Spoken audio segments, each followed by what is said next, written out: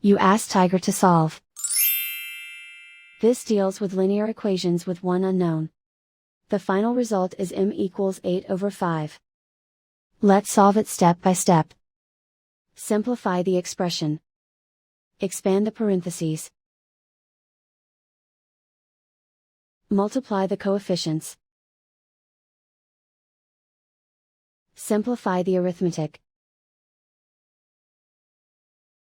Expand the parentheses. Simplify the arithmetic. Expand the parentheses. Group like terms. Simplify the arithmetic. Group all constants on the right side of the equation. Add 16 to both sides. Simplify the arithmetic.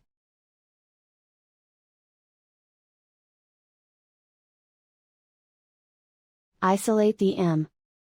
Divide both sides by 10. Simplify the fraction. Find the greatest common factor of the numerator and denominator. Factor out and cancel the greatest common factor. And so the final result is m equals 8/5.